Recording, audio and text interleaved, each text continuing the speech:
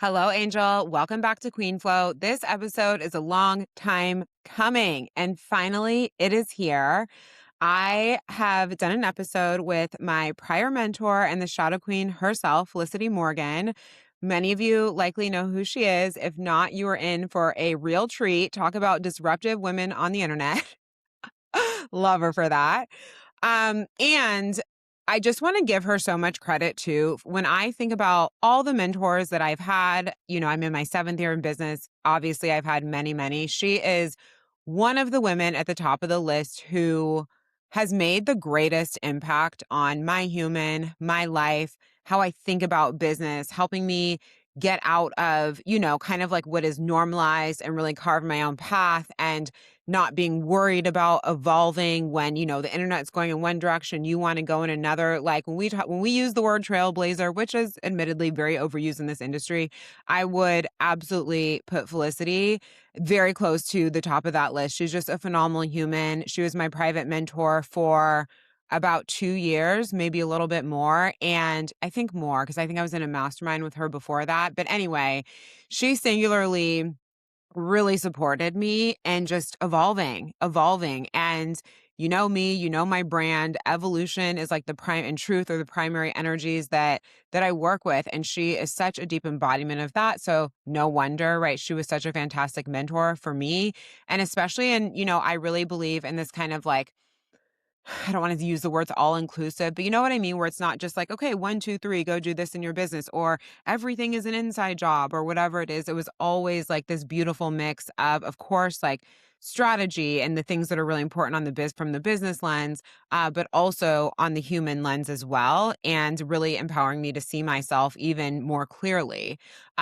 Obviously, we look at the shadows, but also from a deep sense of points of power. She's just such a observationally deep person. She's had so much lived experience in the world, the highs and the lows, just all of it. There's just nothing, absolutely nothing, nothing, zero surface level about her. And she's just the queen bee. I love her.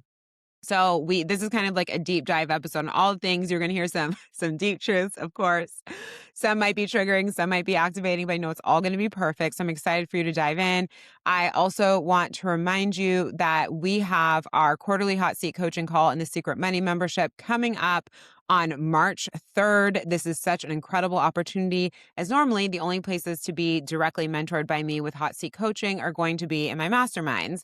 And Secret Money is just, I love the space so much because, of course, you get all the master classes, all the master courses. We cover it all, human psyche, strategy, energetics, money, content, like all the structure, like literally just everything in business that you could possibly think of is covered inside the Secret Money membership, no matter whether it be in the master classes and master courses or one of the areas of the membership that we all love so much is my riffs area of our Telegram channel. There is well over 100 recordings to listen to now from the duration of time that I've run Secret Money. And this is just that is where I go immediately when I have something deep to share, when there is something that I see working in my business, not working in my business, and clients, trends I'm seeing on the internet, what is perhaps worthwhile for you to tap into, what could potentially be a distraction, how to figure out if it's going to be a distraction or if it's going to be good for you, and just so much more. It's truly the real time behind the scenes. It's always head first inside the Secret Money membership. And you have the opportunity to join with a 7-day free trial. The length of that trial is going to be coming in soon. So if you want to check it out, this is the low ticket, high lux way to turn your money faucet where you want it all the way on. Please head to the link in episode notes. And then Feminine Magic and Money, which has been a deeply loved space in my world that really taps you into deep feminine healing, receiving, quantum leaping, pleasure, magic, all the things. I would say that I orient the container towards quantum healing and quantum manifestation. And it's really in my clients who've all been through it, call it witch school. And it oriented because while I had, so much of my success, of course, has been attributed to what I do in the business, but there was always these pieces that were kind of running behind the scenes on an energetic front, magic, embodiment, like how to work with frequency, how to work with the energy of your body to create all of these different things, how to see like above the noise, all of it. that wasn't present in my work before I launched that space. And I really wanted to give my clients the experience of not just like, okay, what to do in your business, et cetera, but what are the inside pieces that are really going to support you and taking you to the next level? Because we see this all the time where there's women running the same strategy. They've been in business same amounts of time, wildly different results, wildly different stress levels, wildly different, just like levels of pleasure and ease and flow. And like, obviously, we are here for lax millions in my world. So it's like, okay, well, how do we make them relax? Because what you do in the business is part of it. But your inner like life force energy, your magnetism, right? Your boundaries, your standards, your power, the power other people feel off of you, which you simply cannot manufacture. It just has to be there. Your ability to like read energy and know how to move for things to work in your favor, to co-create with the universe. Like all of this is hugely, hugely, hugely important in terms of your success in the business because there's only so much time you can put in, right? There's only so much hard work is a finite resource, right? At a certain point, you can only work so hard. So we need other things working for us. And your magnetism is such an important piece. And you know that, right? But then it's like, okay, well, how do we build it? So Feminine Magic and Money has always had the most insane results. You can hear all the episodes about them on the bottom of the enrollment page. Obviously, check it out as well. You'll see what so many women have had to say over the years. And now it is being run as a private experience. So you have access to all the quantum healings, all the trainings, all the teachings, all the activations, everything that was part of the container when I ran it as a mastermind. But now there's going to be more focus on mentorship with me than there was previously. So you would have a call with a month. If you want more, we can add more. And then also Telegram access to me Monday, Tuesday, Thursday, Friday. I read energy so fast. I read you so fast. And it's just like, it's such a fun side of the work. And it's also nice because it's a Bing. I always call it, I'm like, this is a Bing container, right? It's not like, oh my God, we got to redo this sales page again. We got to do this. We got to do that. Of course, if you're led to do those things, amazing. But I want to teach you how to more powerfully get what you want. Get what you want out of life, get what you want out of business, get what you want with money, right? And not have everything feel like an uphill battle or like we're just going around in circles over and over again, or that energy of when we're going to get there, or, you being freaked out by what you heard, from the astrological forecast, energetic forecast, what's going on in the world, or, what other people have or have not done before you, whatever it is, but like you want something different. There is always a powerful way to co-create. There's always a powerful way to co-create quickly.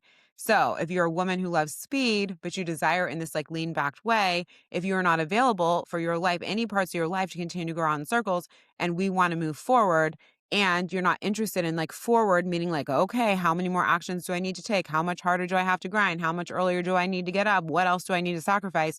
Again, finite resources that will ultimately land you on the floor. Then Feminine Magic and Money is where you want to be. So I have limited spaces to join me in FMM as a private experience.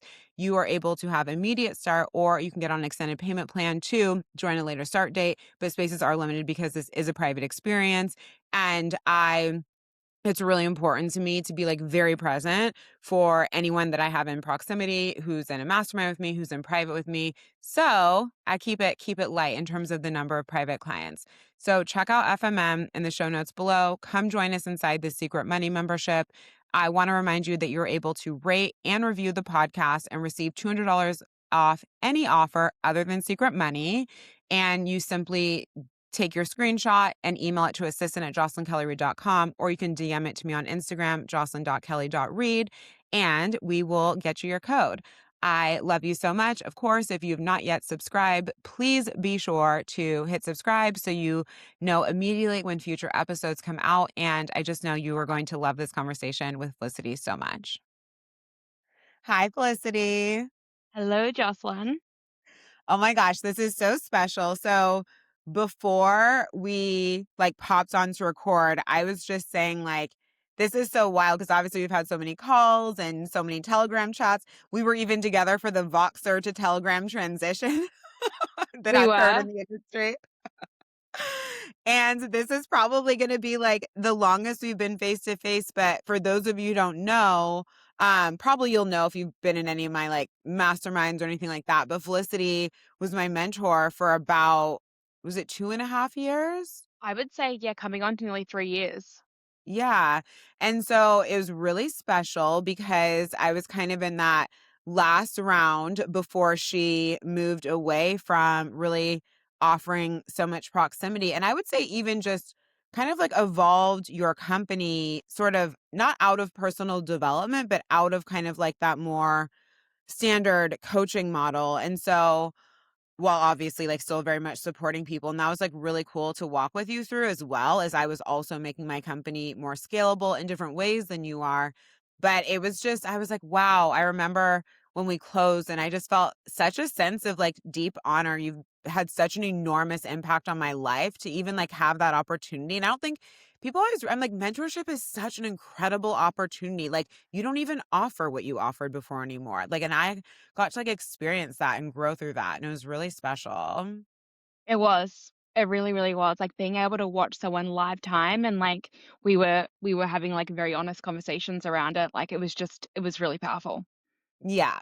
So, I'm excited to have you here today. You are the shadow work queen, and I would say probably the only person I've actually ever, like, learned shadow work from, and obviously, like, I was there largely in a business context as well, but with how my brain works, I'm always wanting to to always wanting to understand what's going on beneath the surface. So before we dive in, like I'd just love if you want to share because I feel like you're so good at like leading and showing up on the internet and teaching from a place of like your embodied wisdom. And you'll bring in like a bit of storytelling as is related to perhaps like the point that you're making so people can deeply understand. But you're someone who's very much built on your quote unquote power, I would say, rather than, a lot of people learn that style of building a company through like, okay, well, like what were my like deepest pain points? And I'm going to like build connection through pain, essentially. And it was something that I always noticed about you and kind of loved was like, you were like, yes, that's part of my story. But also, it's like, why don't we value people in our power? And there is vulnerability in our power because you don't everybody feels compassionate for you, right? When you go through something challenging, but people really dehumanize once we start attaining certain levels of success that are viewed as unrelatable. So kind of want to talk to you about both things, but you do have a really powerful and unique background. And I really feel like you're one of those people where it's like, if you can navigate what you've navigated and build the wealth that you've built, the relationship that you've built, the human that you've built, from where you came from and what you experienced, like legitimately anybody who wants to show up for themselves can because you were presented with everything that somebody could possibly imagine. So if you could share a little bit of your background before Yeah. you came into what you do now, that would be amazing. Yeah. So, firstly, I would say, like, people that would see me now probably wouldn't even know my what I went through, my journey. Like, I think that's quite interesting, right? Because even what you just said is we see people on the internet and, that whether they're making money or they're feeling powerful, they're having, they're in an incredible relationship. It's so easy to make a decision in your mind that they must have always had it easy. And I really believe that my role on this earth is to dismantle that programming for people. Like, I really want people to start seeing powerful human beings like yourself and like so many other human beings and not just dehumanizing them, but being able to see like where did they actually come from. And I think that that's been a huge part of my journey, and sometimes, it's so easy, like, sometimes I do wanna have, like, the dangling carrot where I'm like, "Oh, if I share this story, then people will, feel sorry for me, or they won't project onto me because I've got this, victimhood story," right? But the most powerful thing that you can do, and the most vulnerable thing that you can do is show up in your power and being like, "I'm like this, and it's not because I went through this, it's because I'm choosing to be this." And that's so powerful. Whilst I still now that my business model has changed, and especially I don't really have close proximity anymore, I do share a bit more about my story, but and that can be really powerful, but it's always from a space of this happened, but then I didn't decide it to be my story. And that's a complete different texture, right? Instead of this happened and it's okay that you have this wound too, because I have this wound. It's more like, hey, this happened to me and this wound was created, or this story was created, but I didn't let it continue to affect me. Like I took ownership. So that's kind of been like my own inner work, right? And 100% seeing the dangling carrots and watching people online, bring the story, not because they actually want to bring the story, but from a shadow work perspective, it's like if I bring the story, I don't have to deal with the projections from others. So we even did a lot of that work in our space together where, like getting projections from people when you're standing in your power and, not forgoing that dangling carrot of showing a part of you that was a victim once upon a time. Um, even though it's easy to do that. 100%. So could we share just a few of the things, anything you feel comfortable sharing because you have had a pretty Yeah. adventurous past? Like, Yeah. so people really understand, like, just some of the things that you have experienced and you've chosen to be someone who, even in situations where you were quote unquote victimized in a Yeah. way, I would say that you've chosen to be someone to still take a lesson, to still take a level of self responsibility. Obviously, when you were a kid, like this is different. I'm not saying that children should be like taking responsibility for how their caretakers show up, but like as an adult, when we're doing this work and it's not like, oh, she asked for it type of energy, but more it's like, okay, this is what has been presented to me in this like game of life. Yeah. So, how can I be responsible for my part now, what I choose to build from here? Because I do feel like you have been through more than honestly like most people. Yeah. So I grew up very much in the earlier stages, like of my first, 7 years of life. My dad was a bit of a criminal, so you can imagine what I got exposed to at a really, really young age. We got deported from America when I was about 7 or 8, and shortly after, my mum found herself in a new relationship. And from the age of around 8 up until about 14, I was abused by my stepfather. And when I say like abuse, I don't mean like a smack on the bum, even though that is absolutely not acceptable. I'm talking about like being thrown over balconies, strangled to nearly dying, um, and high levels of like mental and emotional abuse, being touched inappropriately, and it was pretty much like my home life was hell. Like, I would get anxiety walking home from school, like, the moment that I walked into the house, my stepdad wouldn't even greet me, he would grunt at me. Like, I was very much in a home where pretty much none of my needs were being met besides, getting water, food, and a roof over my head. So that was kind of my childhood, and unfortunately, I didn't have a level of self-awareness to break that cycle as a young child. I continued to then choose men that were abusive, and to the point that one relationship that I was in, I ended up breaking up with him. He ended up kidnapping me. Oh, yeah, kidnapping me at 20. How old was I? I think I was 19 from memory, 19 or 20, sexually assaulted me and, abusing me until I was black and blue.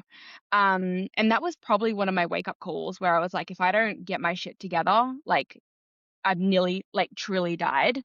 I had suffered brain damage, and if I don't get my shit together, like, when is going to be the point? Um, and still, I continued the cycle for a little bit longer because I had more lessons to learn and continued to attract those dynamics. But it was shortly after I had both my kids, my first child, Dakota, that she was my wake up call. Like, she was my wake up call where I thought to myself, if I don't heal this within myself and take responsibility of like what I'm getting out of these dynamics, what happened to me as a child was not my fault, right? Absolutely. But what is the hidden benefit of these dynamics that I'm continuing to attract, that I'm attracted to these men? Like, what is it for me in this that I finally faced my shadow and all my bullshit, right? That I then am now in like a beautiful, healthy, conscious relationship with my beautiful Matt. Yeah, and that's so powerful. And I think a lot of us maybe haven't experienced it the exact way, but like, most women have experienced some type of sexual, Yeah, physical abuse. Like it's actually maybe not always talked about, but it's extraordinarily common. And if we let it, it can really like rob us in our relationships with men, with other humans. It shows up in mentorship, it shows up with money. Like Yeah. something that I always thought was so powerful about being in your world, because I always feel like relationships have been like my greatest points of growth, like no matter whether I needed like a big wake up call or it was something that was like very fulfilling, is you always like you seem to always reflect and like not diagnose, but really assess kind of like what's going on like through relationships. And even though you taught business and you taught money, like I really feel like it was always the relationship angle for you that really showed like, hey, like if you want to know what's going on in your life, like look at your relationships and the role that you're playing, the way those people are interacting with you, like what's happening here, like there. And I don't know that you feel this, but I always felt this being in your world, like that's actually like the window to everything. It really is because it's and you know what's interesting about this? It's always a thing that we don't want to take responsibility for. Like that's actually where we need to take responsibility. We need to contemplate. We need to self-inquire. And it's not from a space of I've been victimized, it's my fault, but it's from a space, what can I learn from this to make sure this doesn't happen again? Yeah. And I think that that's where people really struggle, what you're just saying, of like in relationships in general or situations that they have been victimized. It's like, yes, it's not saying that you are the creator of that, but it is saying potentially there's something that you're not learning that's putting you in dynamics where you're not catching this sooner. And then it happens over and over and over. And I feel like what something that I loved about your work, one of the reasons I was always drawn to you was that, you know, a lot of personal development is just set up to take people around in circles. And Yeah. people get very stuck in that phase of the journey where it's like we're identifying our trauma, we're learning why it happened, we're, you know, we get to say, oh, we get to put a label on it, right? Like I'm a, you know, survivor of abuse. I am a recovering addict. I am, right? Like it's always a It label. becomes And their identity. It becomes yeah. their identity. Yeah. And I never wanted a label. Like I don't like labeling even my community. I don't like labeling. I don't like being labeled. I don't even like bringing race things into conversation. Sometimes people ask me about that. I was like, I don't see myself that way. And I understand that there's stages of our journey where that label can give this level of validation of like, oh, okay, like I fit in a category in a way. Like this is starting to make sense to my brain that felt very chaotic around this. But a lot of people get stuck there and then they go about their healing and their growth from the place of their label and they never actually end up transcending that. They're always healing around that label, but they don't transcend to another place in life. And I was like, why is all personal development like this? And then when you interact with these people, they still kind of feel like a victim. Like maybe they're not, you know, engaging with the narcissist or taking the substance or, you know what I mean? Like actively engaged, but now they're just like one level removed and you're a survivor. And like, that's it. I'm like, don't you want more from your life? And I loved that, like, you always, it's like, hey, that's one level of the video game, but like, don't we want more? And like, what does more look like? Because I actually feel like 99% of the personal development space is stuck at 1 degree removed from the label. 100%. And this is the thing because a lot of talk therapy and, is a beautiful part of the process, right? So when we Yeah. first have something happen to us, it is in our primal being that we want to process something. It's why, when we get with girlfriends and we're chatting and we're being each other's soundboards, like there's a lot of power in that, right? And that's why mentorship is so powerful, is having that soundboard. However, when we only go into a space of always, every single time that we see something within ourselves, a pattern, a behavior, a habit, a tone, a reactivity, and always need to go back into our past to find where it's linked up, we remove ourselves from the opportunity to choose differently in the moment.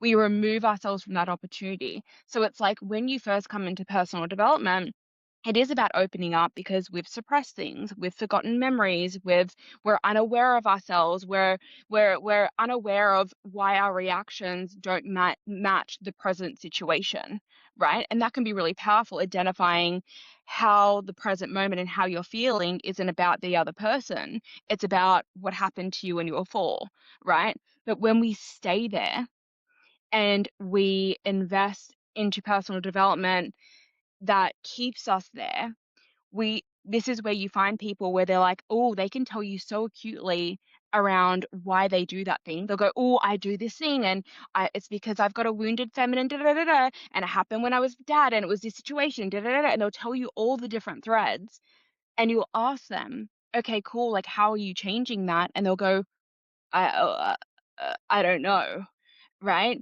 Because they're doing the work to identify present things and linking them back with their past.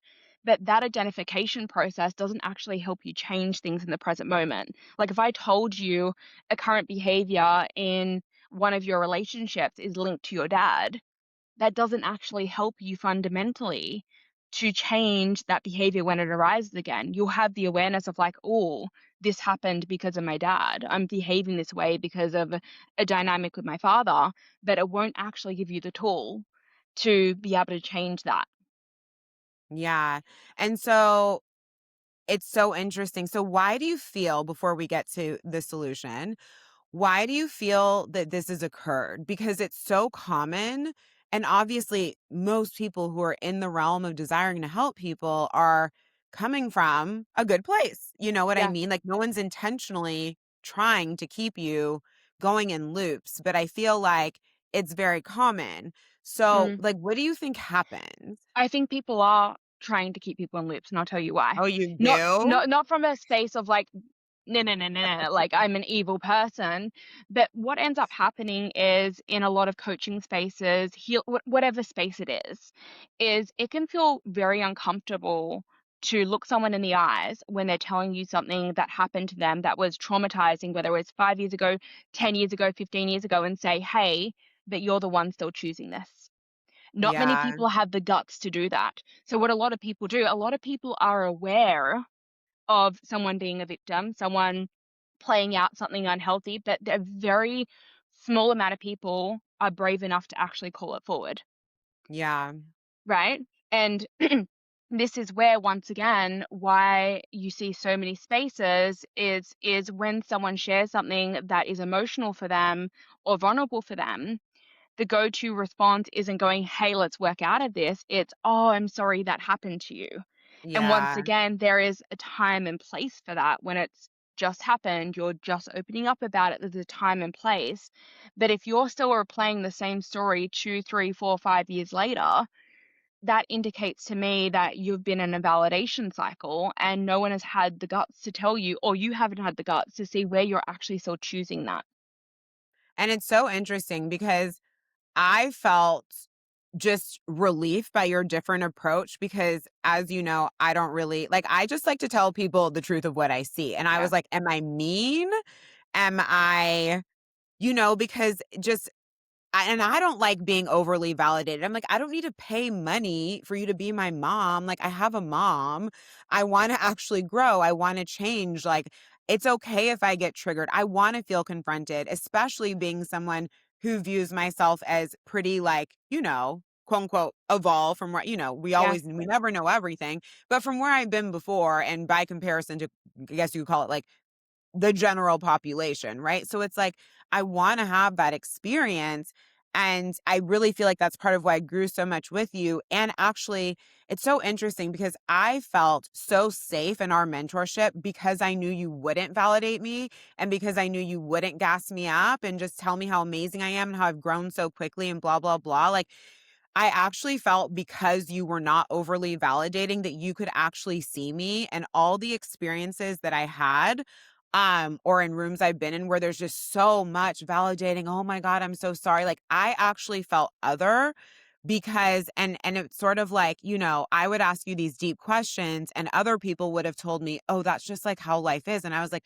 "No, I don't think that I'm just supposed to carry around this certain feeling or whatever it is forever. Like I don't believe that." And people just like sum it up to life, and you never ever ever gave me a that's just how it is. That's just life. Oh, it's okay because this happened to you. Like literally in 3 years, not one time. And I Yeah. felt so much relief in our connection because I knew it's almost like being overly nice to people in a way is like gaslighting them, but people don't realize that's what's occurring. Yeah. I wrote a From post the their other own like day feeling. Mhm. I wrote a post the other day, I don't know if you saw it, but I said the most dangerous person to marry is a person with zero standards, the person that doesn't call you forward, the person that doesn't reflect to you your patterns or your blind spots. But eventually, that dynamic ends up burning, right? Because when we're overly validating people and we're in relationships where we're like, it's okay that you do that, and it's this over validation, eventually someone's needs end up not getting met, Yeah. right? Because we're excusing behavior, we're excusing patterns, we're excusing reactions because we're like, oh, yeah, but you had X, Y, and Z. Like, even in my partnership with Matt, he has never said to me, oh, it's okay that you show up like this because you got sexually abused when you were a child. Or you Yeah. got, you this happened or this happened, and there's so much power in that, right? Because I know I can't pull my story to validate crappy behaviors, and that is so much. There's so much power in that, and a lot of people don't want to do that, but also they don't want to be that for someone else, and because it's scary what you just said, because a lot of people have a misconstrued version of love, where love Mhm. is validation, love is being patient with someone's evolution, and there's components of that to be true, but love is, understanding someone's past, it's understanding someone's wounds, helping them heal, where I have a different perspective. I believe, holding someone to a higher standard is the most purest form of love because it takes courage. It is Yeah. hard to be like, hey, Jocelyn, this part can't come with you. If we're going to continue our dynamic, I need you to work on this.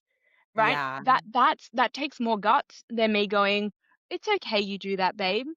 It's Oh okay. my Like, god, yeah. you know what I mean? So, and once again, for people listening to this, like, we're not saying that there's not a time and place for that, but that's a short-lived phase of your personal development journey. And if you stay there, you stay in the story, you stay in the cycle, and every single thing that happens to you or that you do is always linked back to a past experience. And that becomes super dangerous because we end up creating a tool for ourselves, a weapon that we use, whether we're conscious of it or not, to be able to get people to treat us a certain way because we have trauma. Right. And then you never get what you want in life. That's the You don't. thing. You You think you never do, get there. but you don't actually get it. What you get is these small moments of getting out of responsibility. This small moment where someone doesn't see your shadow. This small moment of getting sympathy or empathy. This small moment of getting validation for, an hour in a therapy session. But what the cost of that is self-ownership, power, leadership, self-responsibility, self-knowledge, self-awareness, growth, evolution. Like, you miss out on all these amazing things. It's so true, and I think that, like, I remember the way that you said it, and I loved it, right? Because it just very much is representative of how I'm like, "I love you if I'm honest with you." You know what I mean? Like, if you're gonna, Yeah. like, pay me and come into If my I care, world. yeah, Yeah, if I don't care, I'm like, "Uh-huh, okay, amazing." I would never do that with a client because obviously, you know what I mean. There's an exchange there. But I'm just saying, like, out on the street, in the world, like, I don't it actually takes effort, right? To be like, "You know what? I'm gonna sort out how I can say this in a way that is really going to reach this person." And I'm very committed to do that. I would say that I largely attract, especially now, like everybody is comfortable with that. But there were definitely phases, I would say maybe a couple years ago, where they weren't as much. And you are the one who taught me, like, it's cool to be willing to be the villain in somebody's story for 5 minutes and know that one day they might not be with you anymore. It might be 5 years from now. It might be 10 years from now. It might be 20 years from now. There will be something that clicks in and they will have heard you. And that was really powerful for me because it was like I didn't need, because I think that something else that can show up that's sort of like shadowy for mentors is needing clients to validate you. And so that really, I don't feel like I ever like really needed that so much, but it just released any opportunity, any just even like string of like, oh, I desire to be validated, because I've just seen it so much where like a lot of people, and they can be making money and whatever it is, like I can just tell in the frequency in their business. It's like, yeah, but you need your clients to perform. You need them to say how amazing you are all the time. You need them to validate you. And it creates this like interesting hook. And when you're willing to be honest with people, you call in very grounded people who are appreciative, who will definitely say how their work impacted you. Like I will say, hands down, of all the mentorship I've had, you changed me and supported me in growing the most on like a human level. And that's like the most powerful experience you can have, right? But I had that space to grow because you didn't need me to validate anything. Like you were very appreciative if I showed appreciation and I felt like close to you, but it was just so honest. And I love not going through like me mentoring clients, not having that energy of like, I need them to like do this or show up a certain way or keep them in this like weird dynamic or pedestal-y thing or power. Like, you know how like we get in these weird like power Yeah. dynamics. And it's just like in me not needing that, it's like I also have such grounded people where they can hear something and that was confronting, or just they're fine, right? Or maybe Yeah. they're like, "Oh yeah, that's uncomfortable." But I really feel like I was able to name that and learn that with you and carry that into my business. And there's definitely been people obviously who've been triggered by me in my career, but I kind of just am like, whatever, that's fine. But yeah, and so it's so interesting because you really just you gave language to it, right? And I've now had clients where they're like, "Wow, Jocelyn, like in hiring you, you're exactly what you seem like you're gonna be." And I'm like, "Why is that surprising?" But I guess that shows you what's going on. And it feels like the best compliment. I remember when you met me in person, you're like, "Yeah, you are exactly like what you seem like you Literally. are." Yeah. Yeah.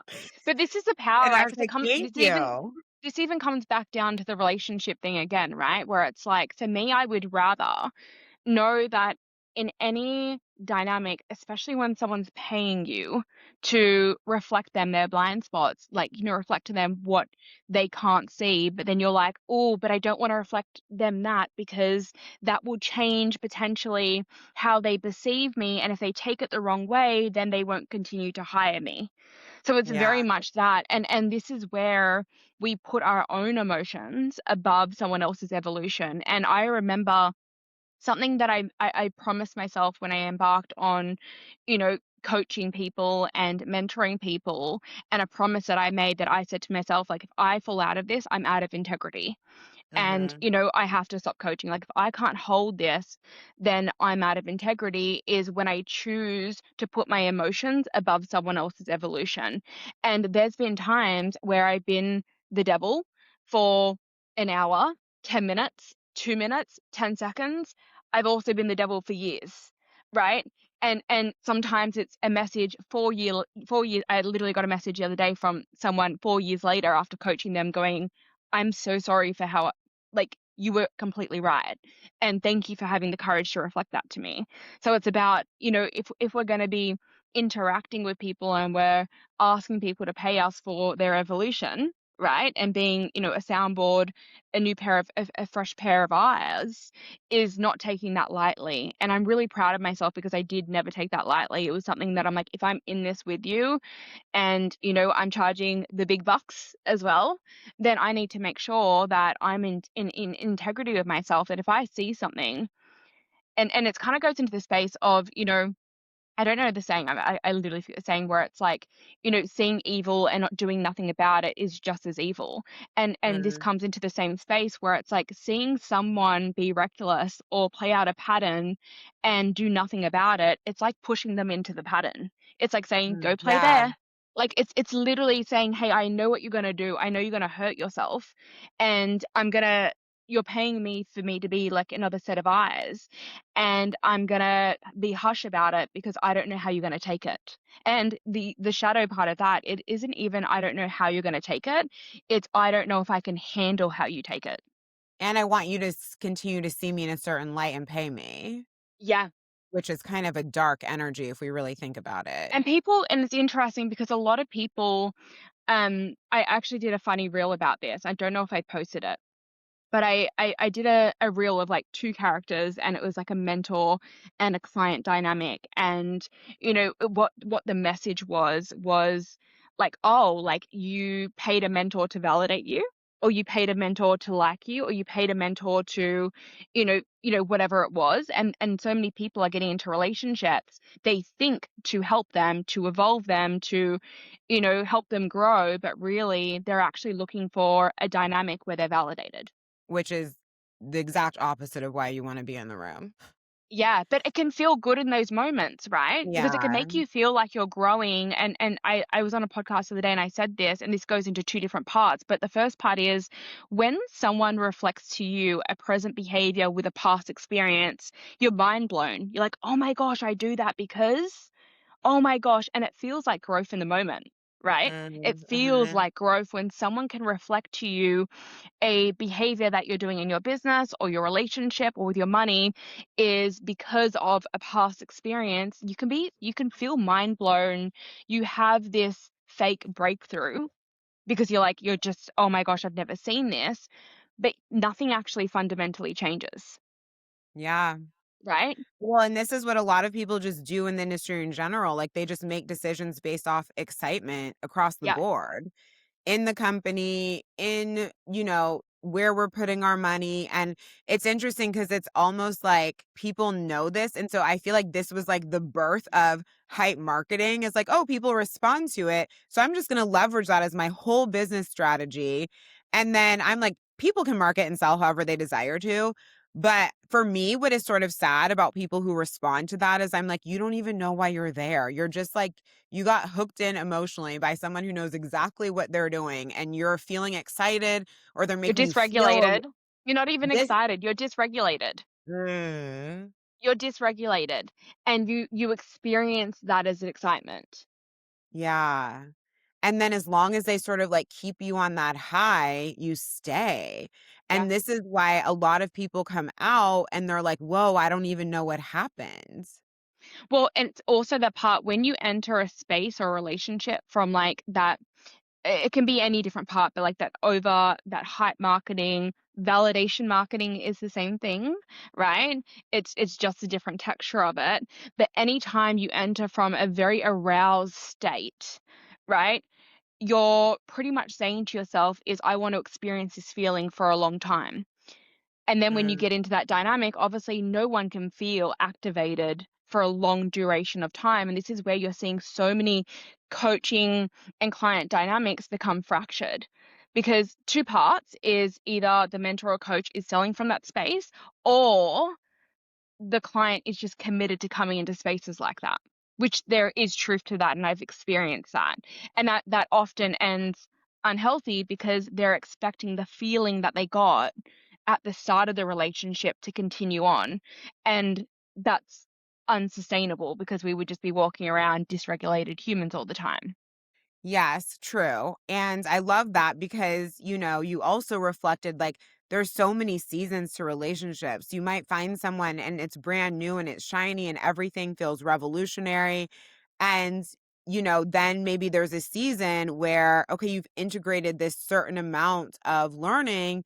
And then you know how people like clock out and be like, oh, I must be complete or whatever it is. And then you kind of like haven't stayed long enough for phase 2 because I know at least, like, in our relationship, I mean, I don't remember the beginning as much because obviously it was a few years, but I know that, like, every year was different. Yeah. Every year was definitely different, but there were definitely seasons where it wasn't, like, high excitement or anything, or I was navigating what I was navigating, and I remember even just, like, walking through last year with you and being so happy that I had you as I really started to see, like, more about the industry and what was going on, and I was like, "Whoa," like, I'm so glad that I'm with someone who can really, like, see clearly and knows how to, like, guide herself forward without, like, drinking Kool-Aid.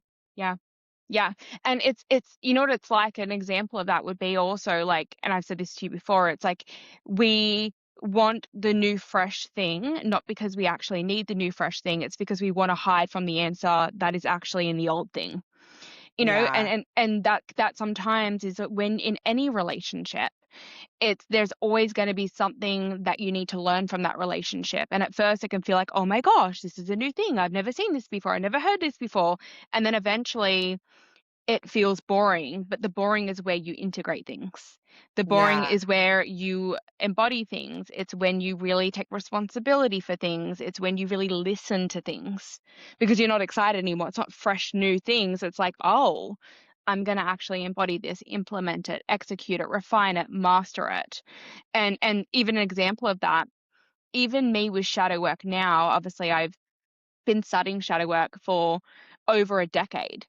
It is very boring to me now. I'm not excited when I research shadow work and learn about it and all those things because it's been a part of my life for such a long time. But there's staying power in mastering something.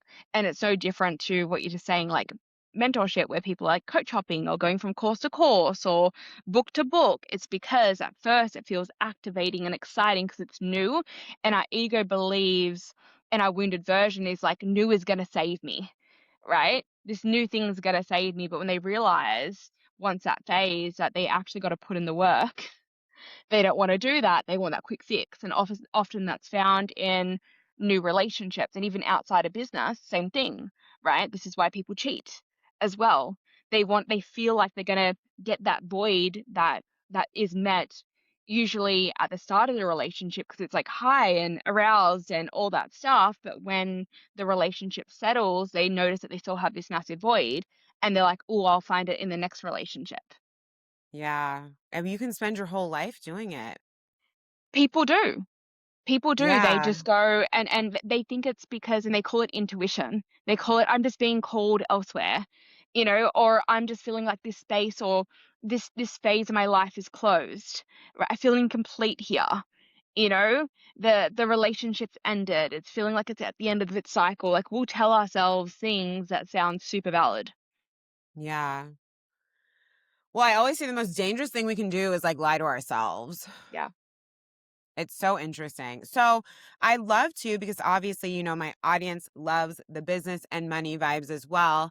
And I think that something that is super interesting, and I always loved learning from you, is how kind of like these elements and our shadows and shadow work in general shows up with business and money. Because obviously, we see people who very much like, there's people who fly, right? There's people who get a lot of momentum and they're really like a big deal for a while. And then all of a sudden, you don't know what happened to Yep. them.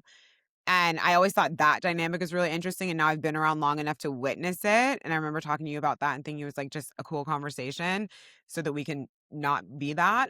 And then also, people where it's like, "Oh my god, no matter what I do, nothing changes," and at a certain point, it's like, we've got all the information available, like, it's not about that anymore. So, I'd love to talk about just, shadow work and, like, in business and money, because you have a lot of expertise there and you've been someone who's been able to take yourself from the cockroach infested apartment to, just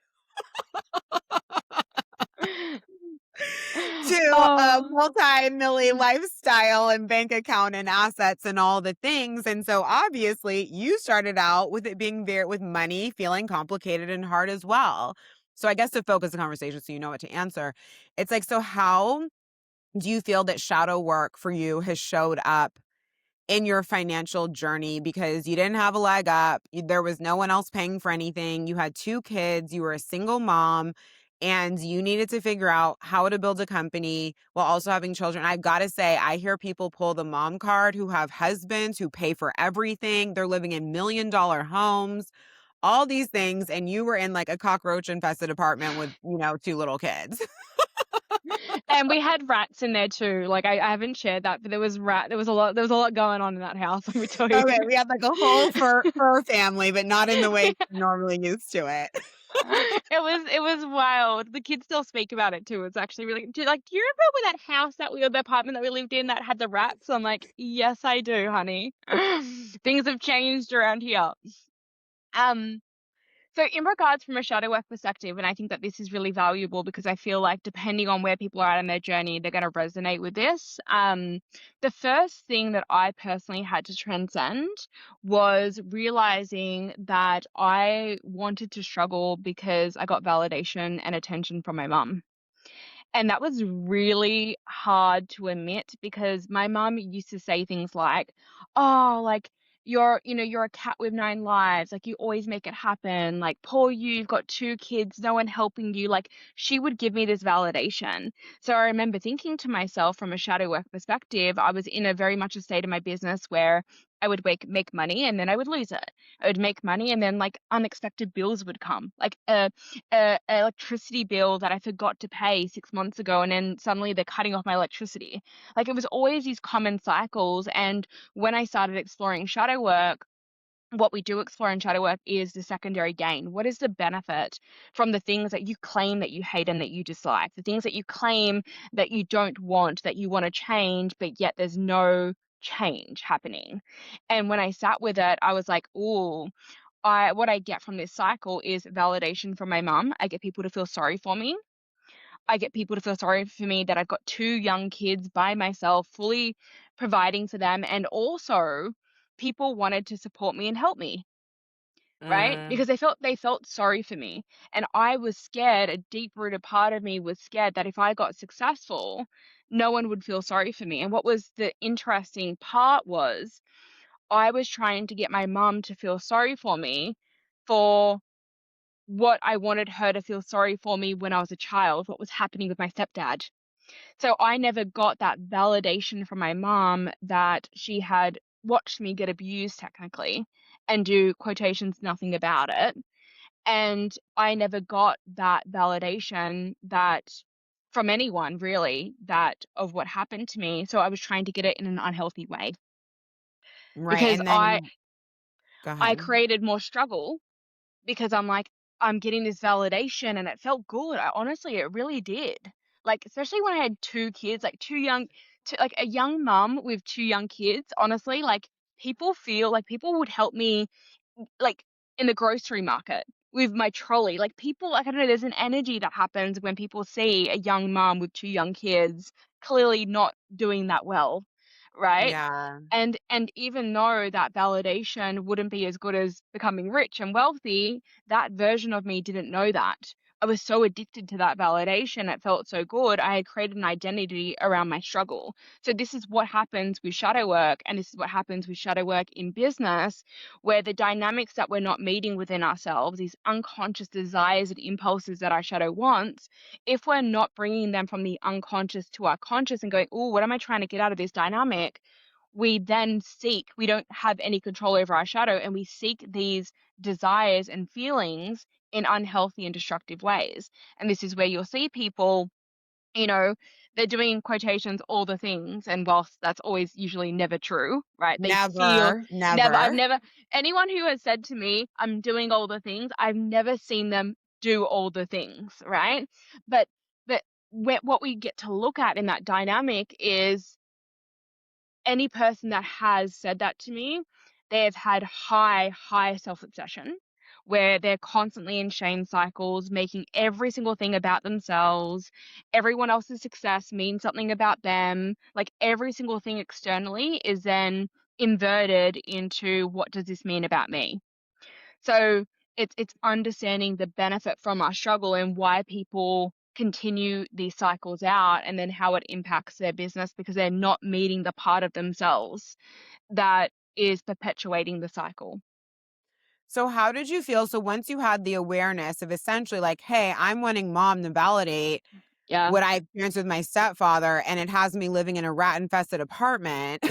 So, like, how did you realize, like, it sounds like you had the awareness, and then what occurred from there for you to Yeah. actually like transcend this cycle? Because you're right. Like, how many people were feeling sorry for you when you were jumping out the G Wagon with your kids? Like, No, nobody. no one. People Nobody. They were like, I hope she's struggling. I yeah, hope it's hard for her to get the groceries. Like, yeah. literally. Yeah, that's so true. So this is an interesting journey, and this is where integration truly is. And it can be a bit gnarly, it can be uncomfortable. But what I had to do was watch the part of me that would create stories, like literally create stories or bend stories or exaggerate stories to get validation from people. Like even I Mm, remember even like tiny things where I would call up my co-parent and be like, like literally make up something the kids actually didn't do or exaggerate it.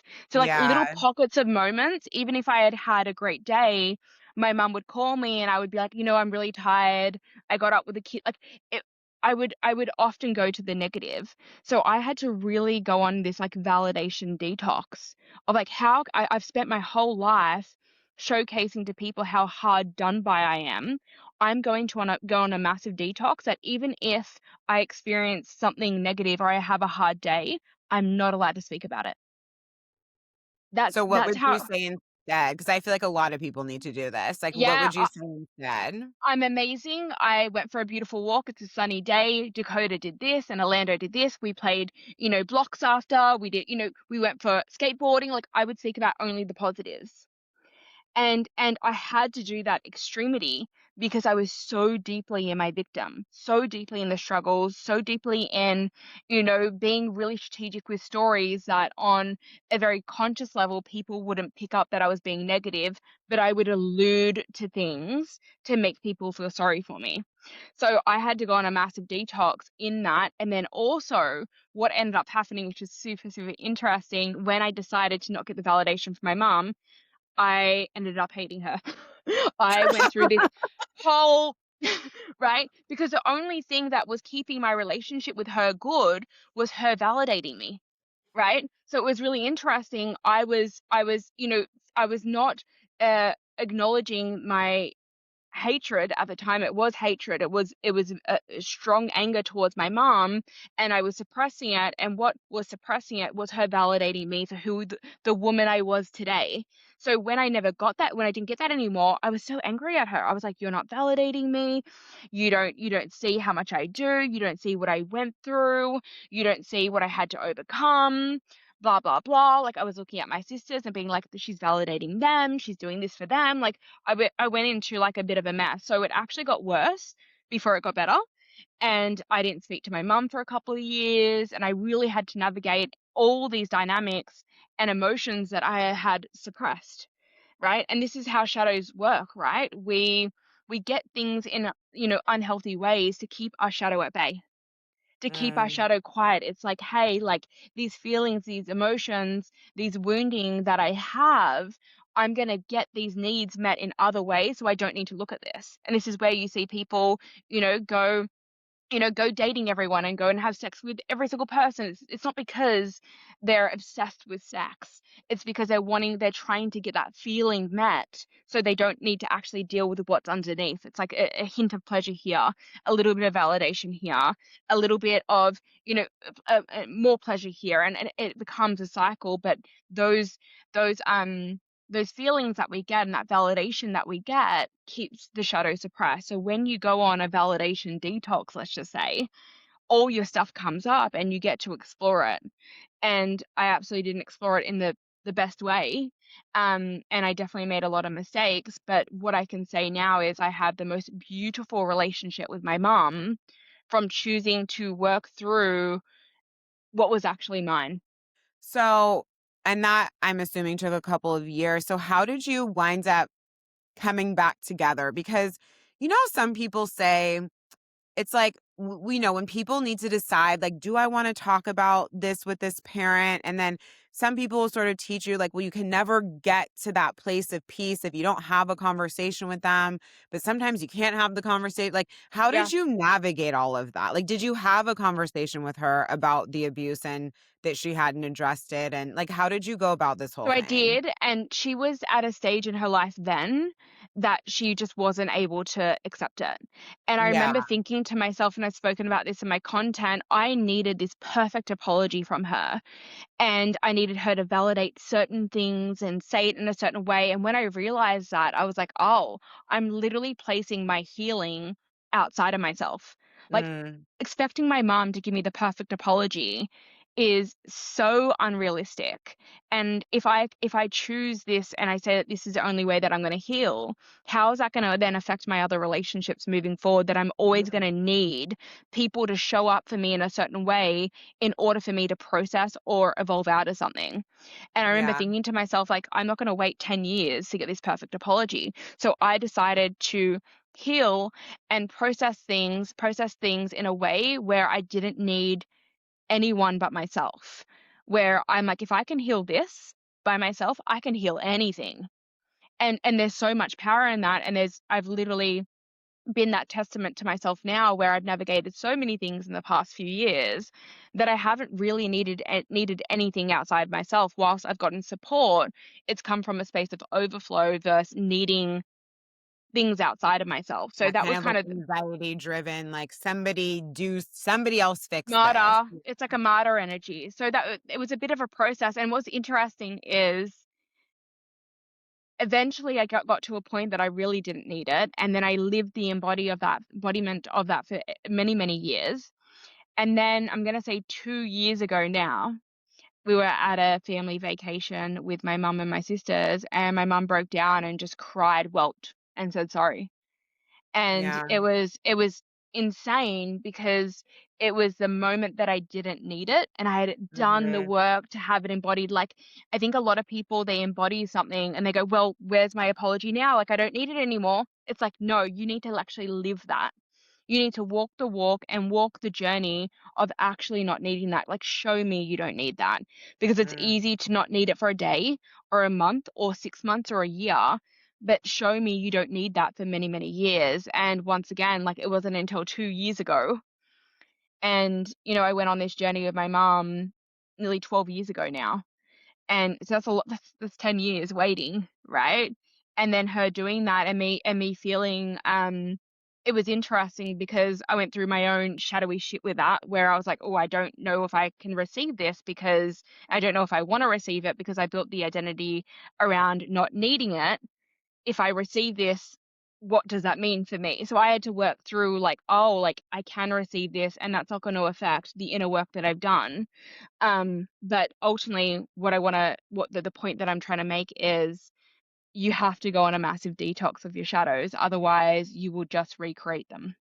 And so for you getting to the place of not needing it, but still being able to interact with her from a Yeah. peaceful place, like what did that look like? Because I think people are like, oh, I don't need it. But what they also mean is, and I can't talk to this person and I can't see them, but Yeah, I'm which fine is if they're which not is needing it. around. Which is needing it, right? Because it's like, I can only have a relationship with you if you validate everything that happened to me.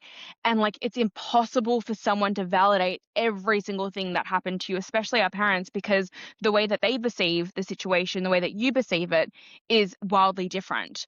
Like, they can't dedicate their whole life to validating every single thing that happened, right? Whilst there's responsibility in that for them, it's impossible to expect that of someone.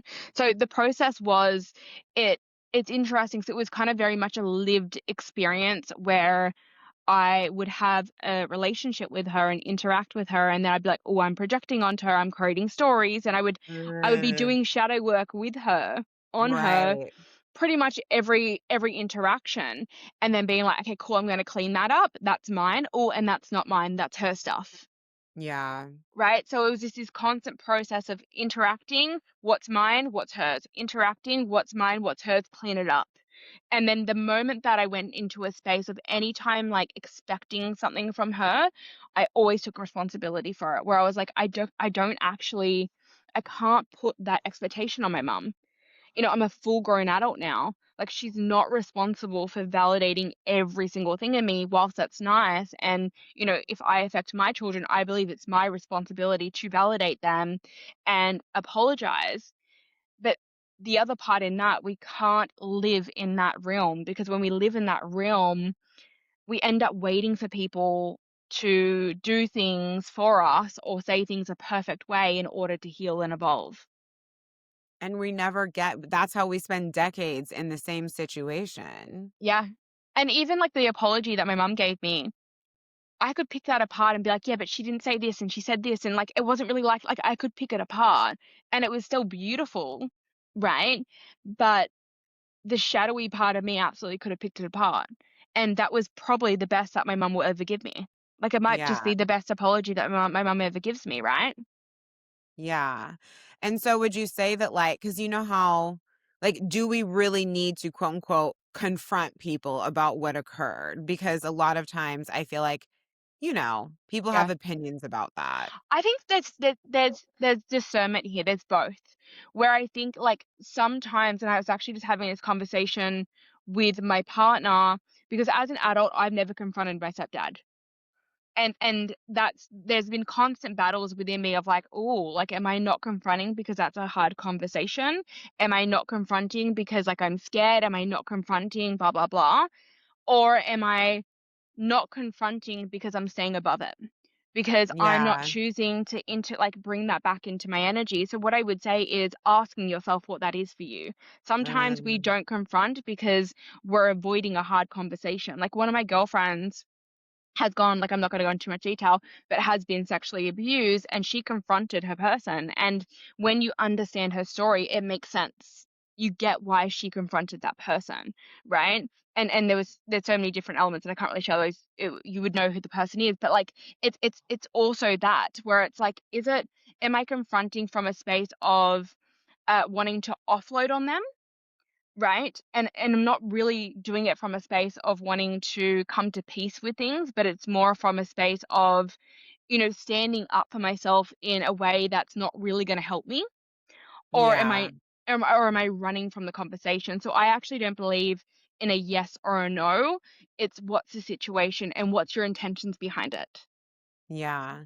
And also, I think, like, what are your thoughts about, let's say, for whatever reason, that, like, it's not always an option to have the conversation, or the person's not here anymore, or whatever it is. And people winds up carrying this weight on their heart forever, right? That sort of like imprint. And it's like, how can people go about things when it's like, for whatever reason, the conversation's not available, you choose not to have it. Let's say that's even a high frequency choice, or I don't know, maybe that's not what you want It's to not bring up with safe. your, It might not be safe to do it. Yeah. or their parents on their deathbed. Is this what I really want to talk? You know what I mean? Like, there's just life happens like that sometimes. And so it's like, so then how can people think about these things? It's like, if we're not going to do it, because we've already talked about it can go sideways and that sort of thing. But if we're Yeah. not going to, then how do we also create the freedom where it's like, okay, I'm choosing not to, but I'm also like not going to carry this around forever? Yeah. So the first part I would say is, like, what are you expecting from them that you could actually give yourself? Like, where Yeah. can you validate yourself? Because there's so much power in that. There's so much power in that. And coming into the awareness of, like, am I putting my healing and my peace into someone else? And if I am, then that's not going to be healthy. So it's that self-awareness of constantly seeing where you're putting your healing in someone else's hands. And understanding as well that even if they delivered you with the perfect apology, it's not going to heal anything. Yeah. It doesn't wins go so much deeper than that, right? We need to do that work ourselves. And truly, when you think about it, we're never truly healed. That's how we evolve. We evolve from a space of having a wound, having self-awareness, choosing differently. We're always going to have wounds. That's the only way to grow, is having wounding, having shadows, having unhealthy coping mechanisms and reactivity responses. It's how we evolve as human beings. So I think that that's really important when we're realizing that we're wanting this to confront someone from a space to heal, when understanding, like, that's actually not what we're trying to do, right? How can you become better from this? So Well, because even if they gave you a perfect apology, you would have the validation, but then what? You could then what? still carry the memory of being so hurt. Why did this happen? Da-da-da-da, Exactly. even with the perfect apology. And I don't know that we've all thought to that part, you No. know? Because even, let's just say, if I had a conversation with my stepdad right now, who put the fear of God into me when I was younger, like, literally, I've had to work through so many different things. If he turned around to me when I was 20 and said to me, I'm sorry for abusing you, I'm sorry for hurting you, I would still have the scarring from what he did. It doesn't actually change anything. I would still Yeah. need to go on and do the work. And this is where people feel like that confronting someone or having a conversation is going to heal them. And I'm not saying that you can't have that conversation, but I'm saying, if you're if you're playing into the narrative that that's what you need to heal, you're going to end up wildly disappointed. Yeah.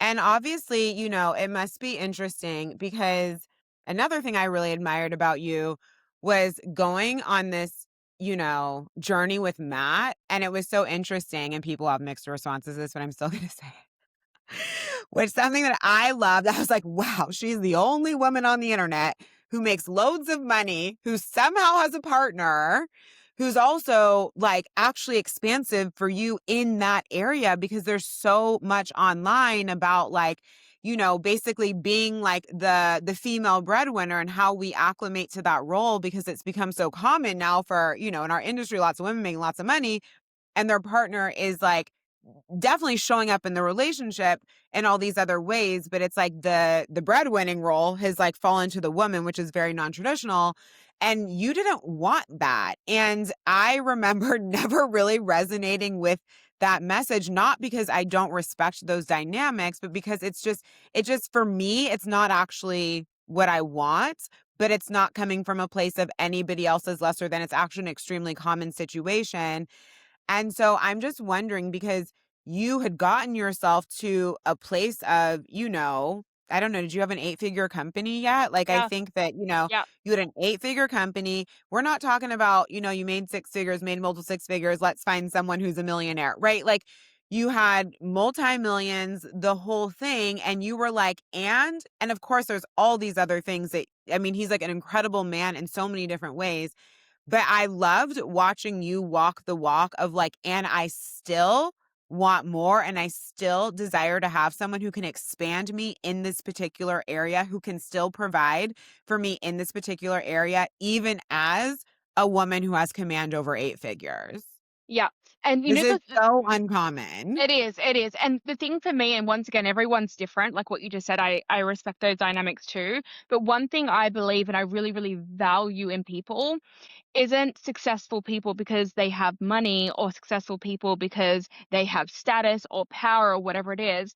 But in order to be successful and make money, there's certain characteristics a person has to have, and That I'm come with attracted it. that come with that. So I'm attracted to those characteristics. I'm attracted to men and Matt who are motivated, who really, drive me. Like as you already know this, and I've had very honest conversations with you about it, where Matt called me out on so many things in my business. Like I really value someone to call me out on my bullshit, right? To be aware of these things.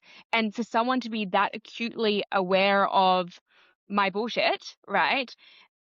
They're going to probably be successful in business, right? Because there's certain skills, right? There are certain skills to be so, neutrally observed and so strategic and so deep into psychology and understanding how humans work. Usually, when people have those characteristics and they've done that level of inner work, they're probably going to be in a successful role working for someone or having their own thing.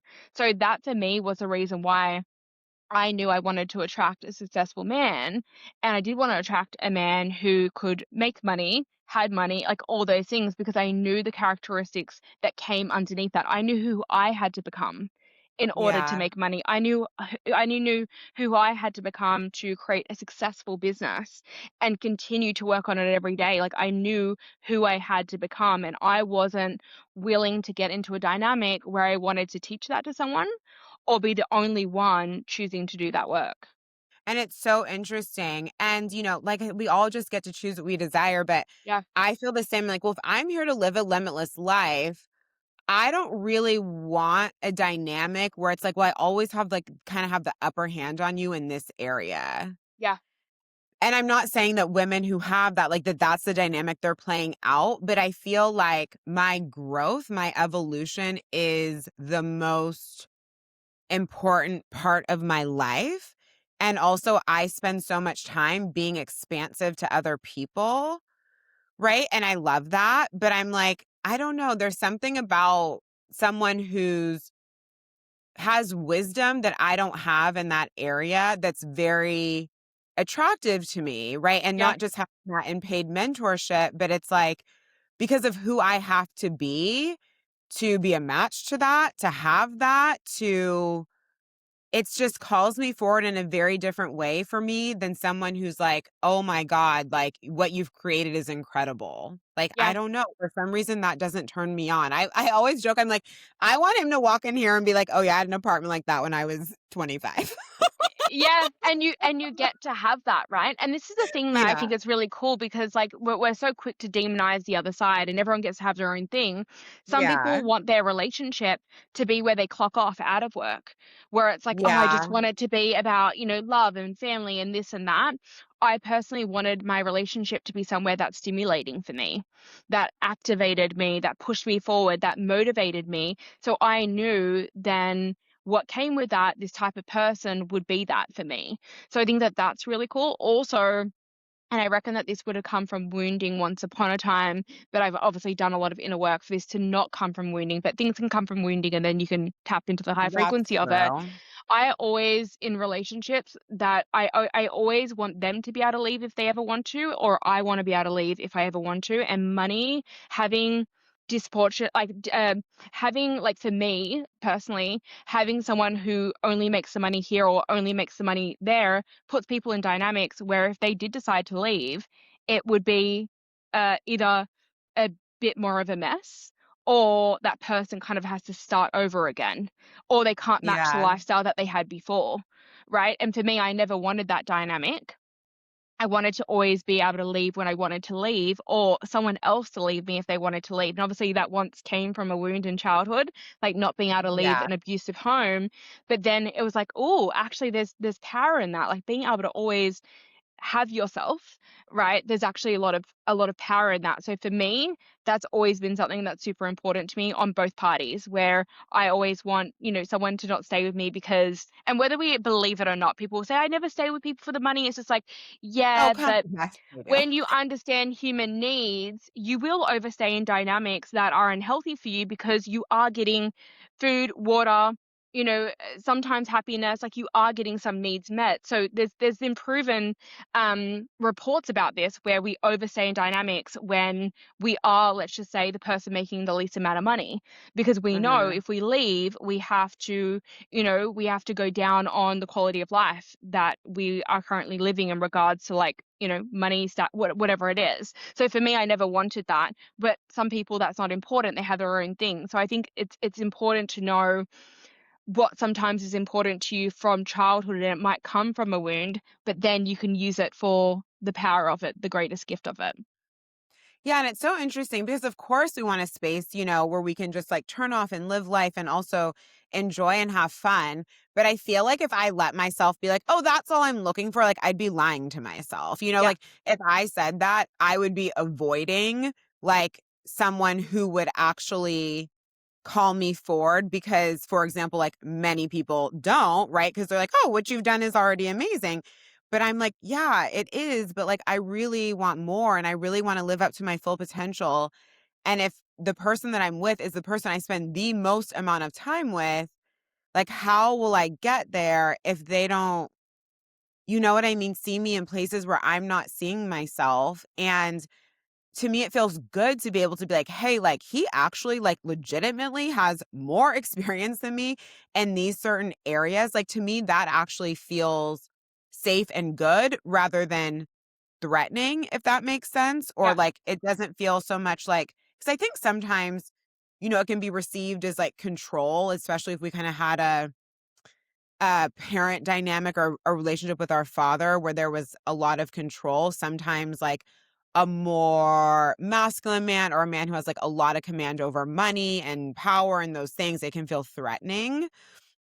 Like, I've certainly, like, experienced, like, shades of that, and I'm like, "Oh," like, and yeah, understanding, like, what that's about, or, like, if we're used to being in control, right? We learned how to make money, we know how to support ourselves. Like, we've got things on lock because you know how you can get overly independent when you've come from wherever you came from, or you finally got yourself out of the mess, and you're like, "I finally learned how to build a life where, like, I'm safe with me and things are good."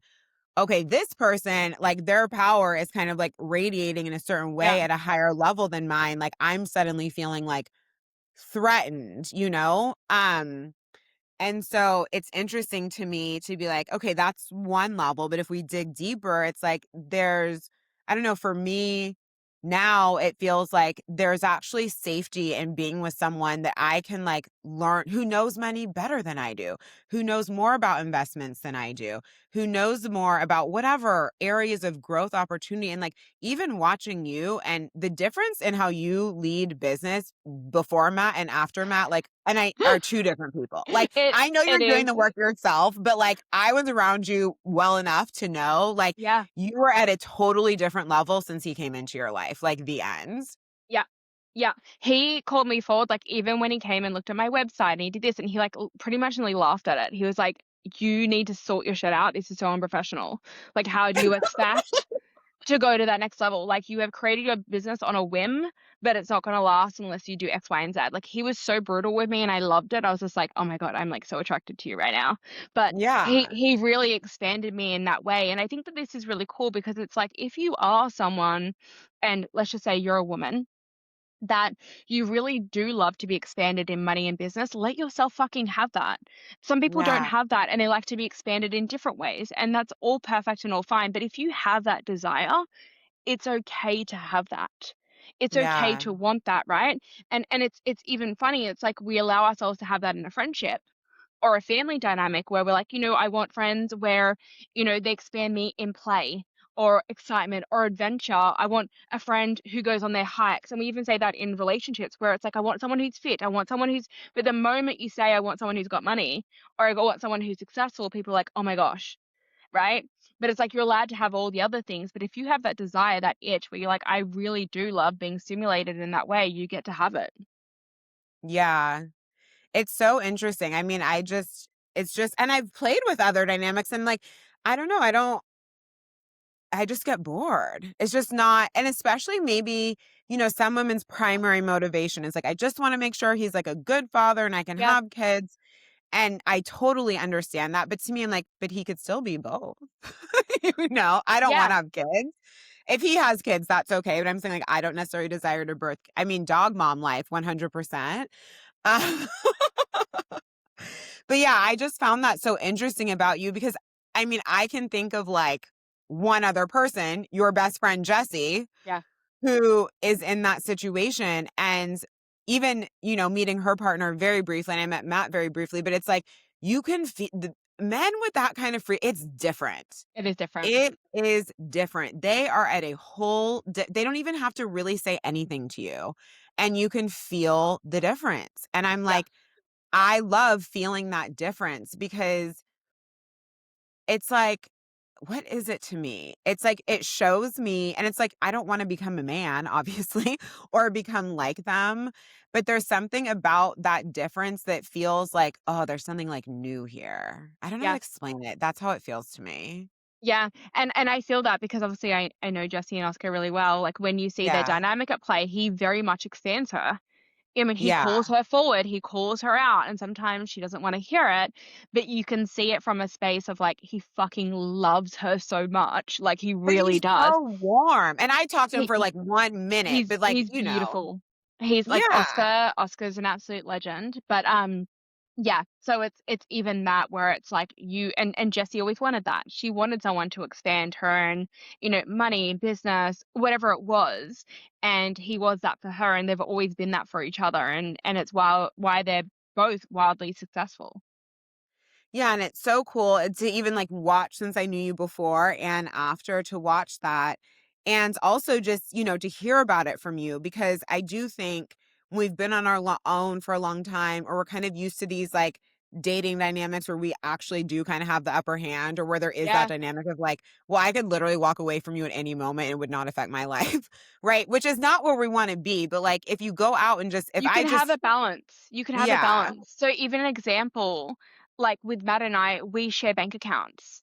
So it's yeah, like we have that thing where it's like I needed to be mindful that I didn't go into hyper dependence where I was like, what's mine, what's yours? Like what's mine is mine, what's yours is yours. I was like, oh, how can I make sure that my independence isn't coming from a wound?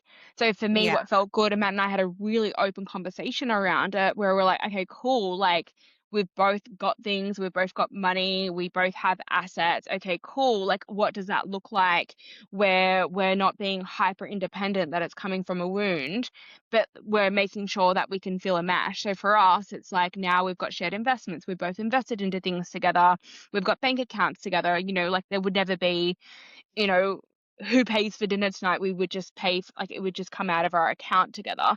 Like I would have his cards on my phone, he has my cards on his phone, like it doesn't really matter. So it's like, once again, there is a balance where it's like you can be independent and you can integrate into a relationship in a meshed way. Like you can do it. Yeah. And how was he? I have two more questions for you. So, like, how was he? Because I know for you, he was confronting at first, and it He did was feel a so little like triggering. triggering. And because you feel that big energy, and then they're very clear and they're very certain and and you're like, oh, are you trying to control me? I literally thought Matt was a narcissist. Like I reckon like it's so funny to say that, but like that was like I didn't consciously believe that, but there was a wounded part of me was like he's trying to control me, like he's telling me this and he's organizing that and he's and coming from someone who was a powerful woman, especially someone who was a single mom for such a long time. When Matt came into my life and he was like taking lead, and, he was like, coming into my house and being like, your cleaner's not good, I'm firing her. Like, oh, your nanny's not that You were good, I'm like, firing. Did I tell you that? He literally came in and no. fired everyone. And he was like, you deserve better than that. Like, they're not actually that good. Like, they're taking advantage of your money. They're taking advantage of like how much you're paying them, blah, blah, blah. And he came in and pretty much fired all my team when it came to like my house stuff. And he But went like, this is rampage. so hot. I love this. But Yeah. experiencing it is different. Yeah. Yeah, and for me, I was like, I was fighting with myself where I'm like, I'm turned on, I'm excited, but then I'm like, and I feel like I can relax around. Like I feel like he's got me. He's always got shit sorted. Like if he, if something I mentioned something to Matt once, it's done. Like I'm never following up. It's never us speaking about it again. I know that he's actioned it probably 2 minutes after I bring it up. And for me, at one point, I was like, oh my gosh, like this is a lot. Like he's getting things done. Like, is he love bombing me? Is he like it was all Oh. so much stuff, but really he was just showing up for me. Like still now, years into our relationship now, he still shows up the exact same way for me, the exact same way for the kids. I would say he actually shows up for the kids more than what I do because he's a bit more of a flexible schedule. Even though I've got a flexible schedule, he has even a more flexible schedule, and he has never shifted from that.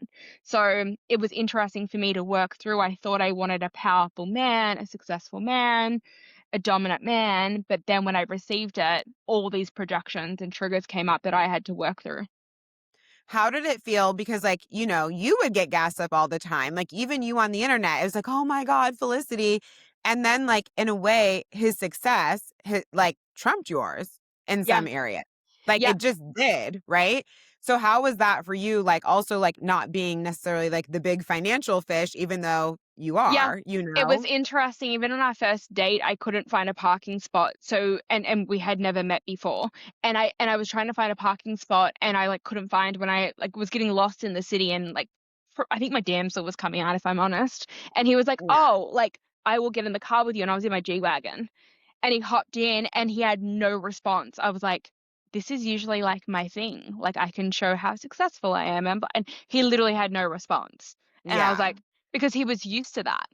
Yeah. You know what I mean? He was used to luxury cars and all these things. So it was interesting where I couldn't use my usual go-to things to woo him.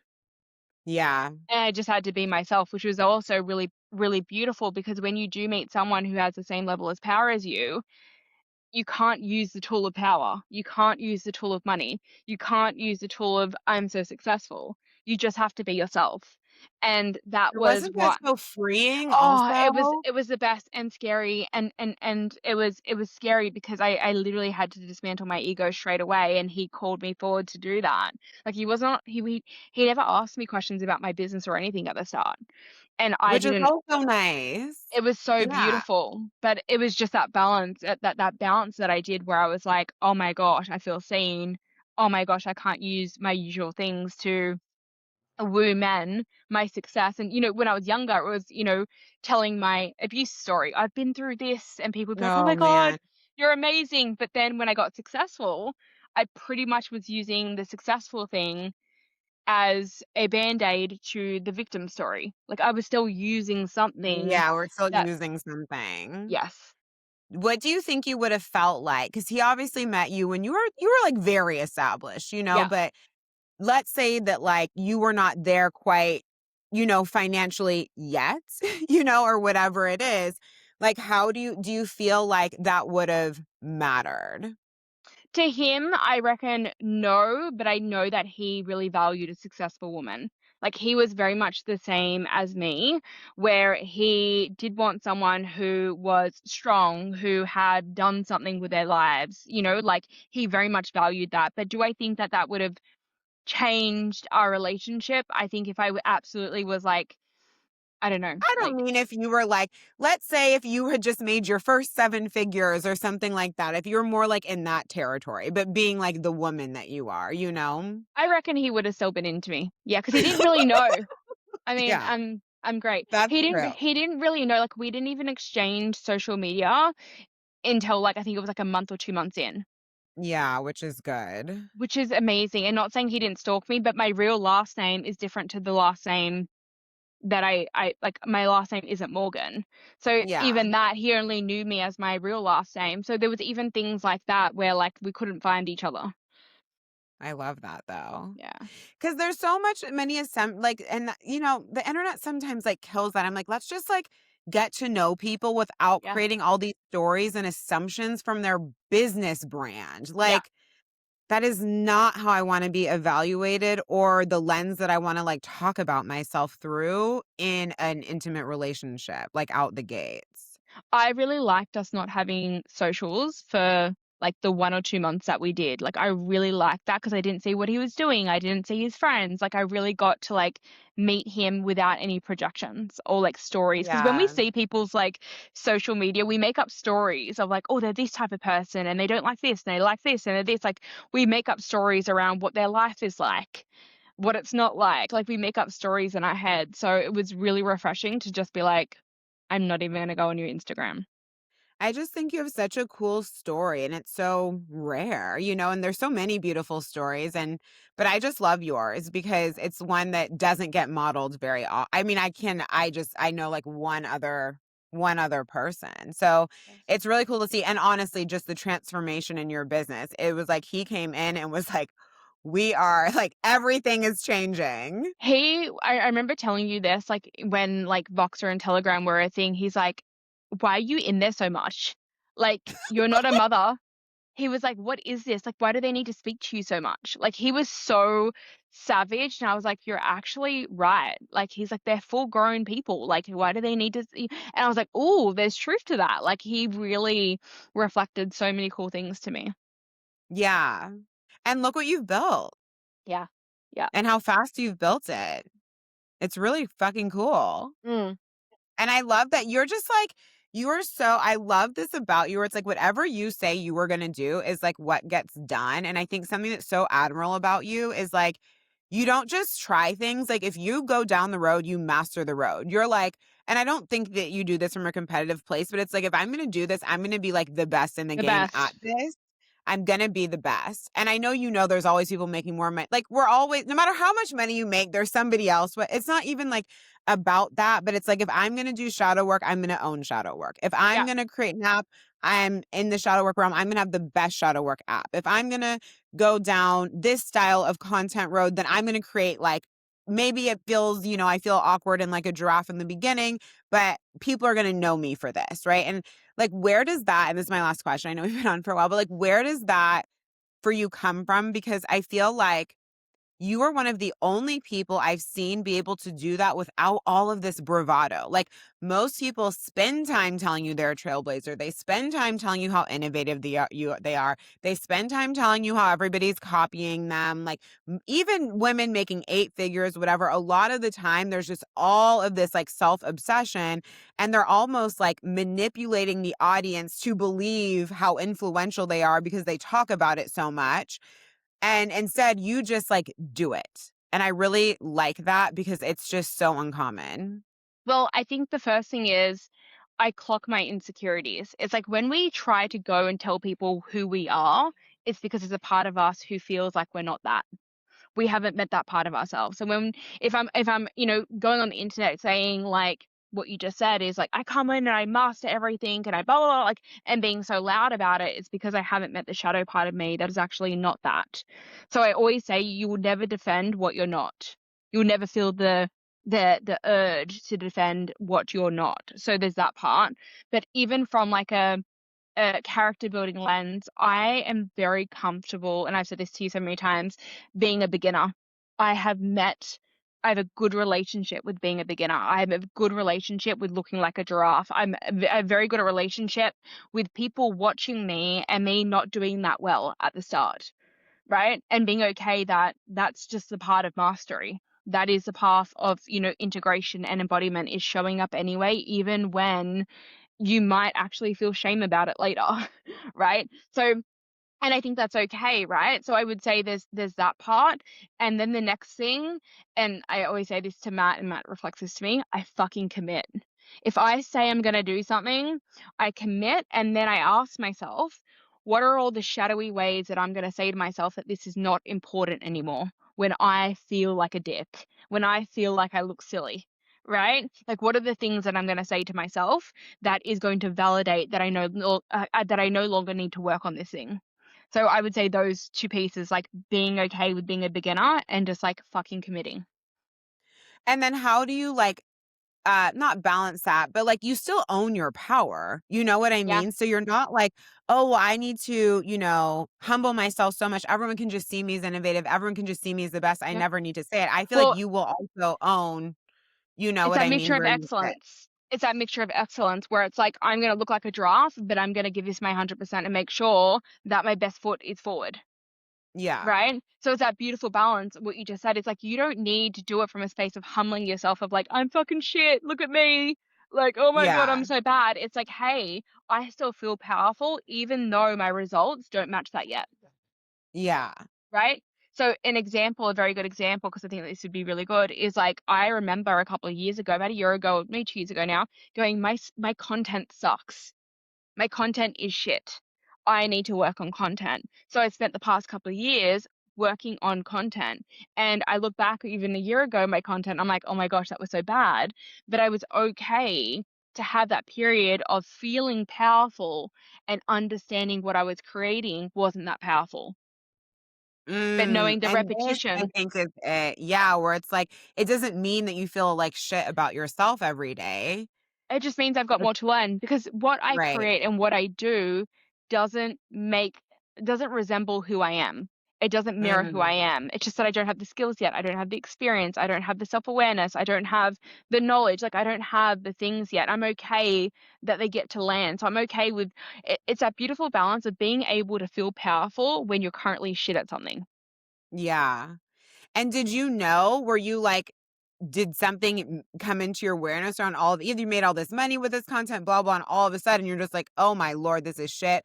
Like, what made you feel that? Well, I just asked myself, like, "Can this come with me, like, forever? Yeah, Like, can this really come with me?" And I was like, "No, this is content that's gonna be short-lived, it takes a lot of energy, it's a little bit hypey, it's this, it's that." And I just sat there and got honest with myself of like, if someone didn't know me and couldn't feel my energy, would this would they content sell buy? them? And I was like, "No, it wouldn't." So that means how is that Yeah. gonna like, I can't be doing this style of content when I'm 50. Like, it's a bit silly, a bit immature. So I knew that my content needed to evolve because I wanted my brand to evolve. Yeah, I love that. And just the way that you make decisions in business. And I feel like it was also with you that I really anchored this kind of like long term vision, long Yeah. term frequency, because I feel like it's really missing in the industry. And like the way that I teach about it, I'm like, guys, we want to have like thought leadership. We want to Yeah. just want to be known for certain conversations. If you want to build a brand, if you want to build a legacy, it won't be because you just because you were like dancing around on the internet and hyping everybody up to buy the thing. Like You're not going to be doing that when you're 65. You're not going to be in Telegram when you're 65. Yep. So like we need to build a company that has legs, and like a company that has legs is built on methodologies, process, thought leadership, right? Like it's not just like I love, and I'm always talking about and teaching about like get paid to be yourself. But when I say that, what I mean isn't just like I'm so amazing, like you Yeah. should pay me because I'm the shit, even though we can believe that and you very well may be. But it's like your way of thinking about a certain topic is like becoming like cemented right into the Kool-Aid where you can become known for that. And I feel like that's one of quite often like a missing piece in businesses where it's like we need to create legs there. And I feel like you really have like taken the time to build that into your brand rather than exclusively, for example, like flexing all your accolades. Yeah. And I'm so glad I did.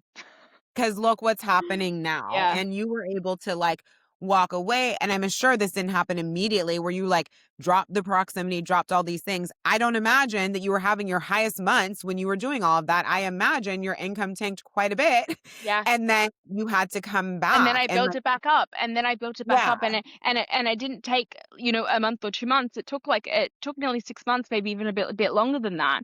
But then yeah, it was like, and that was really cool because then I thought to myself, okay, cool. Like if one part of my business has to close up and the rest of my business can't function, that means I have a pretty fragile business, yeah. and that was really cool for me to see. So yeah.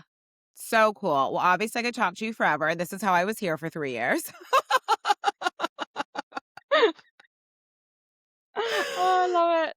So And good. this has just been so amazing. I'm so grateful. And I'm just really appreciate having. Wait, what time is it? Is it your morning? It's 9:30 a.m. Yeah. Okay. Well, I really appreciate having so much of your morning. Oh, you are so welcome. It's And I been know so my good. audience is going to love you. You always just have such interesting things to speak about. Oh, I'm so glad to be here. Oh, and before we jump off, what's the best ways to reach you? What's the best way? Obviously, everybody's going to be interested in jumping into your world and experiencing your work.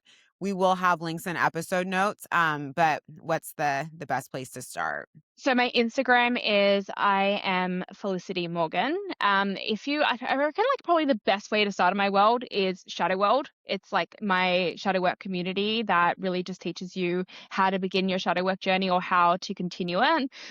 It's kind of like my entry level space, and I've got other spaces coming very, very soon. But Oh, that's you pretty do? much, That's yes, I've great. got a shadow work mastermind being launched next week, which is super exciting. It's going to be like the higher ticket space of that. So yeah, I would say Shadow World. Okay, amazing. Thank you so much. Hi, Angel. I hope you enjoyed the episode. As you saw, Felicity is truly one of one. If you would like to connect with her, join her. I think the primary portion of her business she is going right now is her app. She is just amazing. Any capacity opportunity you have to learn from her, I absolutely would. Her business has shifted quite a bit from when I was working with her. And previously she was, had more masterminds and private and different things like that. So it's just been really cool to see how she took the step towards the leap in evolving her business model, which obviously we spoke about. So many entrepreneurs never do the things that are actually going to give them the freedom they're looking for because they have fear. And she is just such a walking embodiment of going in the direction that you want to go no matter what. So I hope you enjoyed this episode. I want to remind you that our hot seat coaching call and the secret money membership is coming up on March 3rd. This is absolutely the place if you want to be in my world in a continuous way. Of course, you get your 7-day free trial currently and get access to all the master classes, all the master courses, as well as my Rifts area of our Telegram channel. So you have a portal. So that's where you log in for all the like pre-recorded master classes, master courses, all of those offers that I've recorded on strategy, energetics, human psyche, like everything under the sun, the tactical, the frequency based, the evolution based, literally all of it. And then we also have a Telegram area. And so I have my own channel inside the Telegram chat. So you don't have to worry about, because I cannot stand messy chats where it's like me and then 6,000 people and then all this stuff going on. It's very cleanly organized. So nobody posts in my area. And ultimately, we are also going to be putting all those recordings on a private podcast as well. Actually, owe my team a few things on that so they can actually get it set up. But anyhow, that is my real behind the scenes. I share real time. I'm always sharing energetic insights, strategic insights, what is working, what is not working, what is on my mind, where we're going, things I'm seeing in the industry, so much, so much. So if you just really love like a full experience where it's not just like, here's 3 tips to do X in your business. And it's also not like you need to hold your power, right? But you want actual like deep insights from a strategic level and from a frequency place. And to also know kind of like what I'm moving through, how I'm doing it behind the scenes or how I've already done it. Secret Money is going to be the place for that. It's just like, it's chef's kiss. You also get the best pricing if you want to upgrade to any of the other offers in my world. So that is really phenomenal as well. You are at any time able to if you're inside Secret Money, you're able to take your annual enrollment into the membership and upgrade into the Revolution. You have special pricing on my other signature offers, such as Enchanted Sales, Overflow, Magnify, Manifest, Receive, Hottest Shit on the Internet, and all the everything else as well. Well, actually, you should have access to everything else. I think there's maybe a couple others. Oh, the Cash Queen, Call Me Daddy, basically everything that is not inside the Secret Money membership, you have special pricing for as well. And then if you want to come into a mastermind experience, you're able to take your full year's payment at any time throughout that year and upgrade into one of my masterminds, which is going to be the Revolution or Fempire.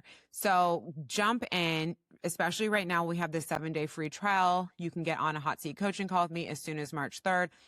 Even if you're not able to make that call, we do have a question thread. So that way that allows me to know about how much time to spend. And then once I'm answering questions, and then for anyone who's not on the call, I will answer the question so that you get that answer back with the replay. So it's such a special space. And it's just, I love where it's like, you can dive in for what you need when you need it. But there's also this like kind of like real time component with me as well. And then of course this is the only opportunity to have a space where there is live mentorship. We have a call once a quarter where you can get direct questions answered outside of my mastermind. And then as well, if you would like to work with me in a deeper context, Feminine Magic and Money is currently enrolling as a private space. This is the 3-month immersion for deep embodiment of feminine wealth, pleasure, magic, and magnetism, quantum healing, quantum manifestation, my clients call it, which will change your life 10 out of 10. Good Lord, you'll be like, why did I wait so long? And why have I made everything so hard? You will be shocked by what occurs.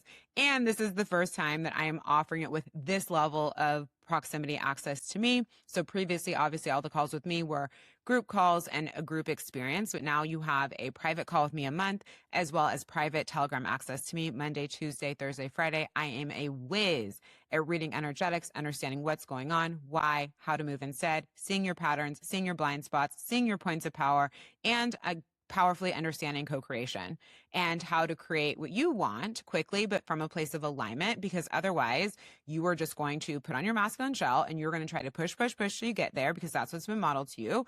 And you're going to quickly burn out, and you might get there, but then it won't last. Then we got to backtrack, whole drama. Or it'll be like, okay, I'm just going to like lean back and relax and like hope things work in your favor. But it doesn't really work like that with the universe, right? We want to know the energetics to embody, how to embody them, the powerful actions to take based on what is coming up for you. So similar to my philosophy when it comes to business and business strategy, right? What I would recommend for you based on your energetics is going to be different than what I'd recommend to somebody else who has different history, different patterns, different way that they vibe through the world, and different points of magnetism. We are not all magnetic for the exact same reasons, right? There's so many reasons that like we're just not all the same people. So we can't expect that like we can just like follow this formula to deep magnetism. Of course, are there similarities that are important that just across the board where it's kind of like, yeah, this is just like how it works? Sure. But there's all of these nuances, right? And so much of the success comes in the nuances that are so important. So I just love this space. And I am so excited for those of you who decide to take the leap and join me. So you can check out Feminine Magic and Money for further on there's going to be a link in episode notes for further details of pricing. Any questions that you have, go ahead and shoot me a DM, or you can email assistant@jocelynkellyreid.com. I do want to remind you these spaces are limited because I only have, so much capacity for private. And I think there's nothing more annoying than someone who takes on 6,000 clients in private and in any experience that has Telegram access to them. And you can like feel how overstretched they are and they like don't know what's going on, can't remember, blah, blah. Like we don't play that game in my world. I am big on intimacy, big on deep relationships, big on you being seen, being known, and really creating that space for you to really grow, expand while also supporting you and guiding you powerfully. This is what we do. So I like to have energetic room to do that. So go ahead and send us a message. Check out Feminine Magic and Money. Felicity's links are in episode notes, and I love you so much. Oh, a reminder that you can rate and review the show. Send your screenshot to assistant@jocelynkellyreid.com, or you can send a DM over to me, and you are able to receive $200 off any offer in the business other than the Secret Money membership. And of course, if you have not yet hit subscribe on the podcast, please do. Obviously, it helps the word get out about this show that I love so much, that we've now been running since 2021, which is so cool. And that way, you'll always know and be the first to know when new episodes come out. All right. I love you so much. Bye.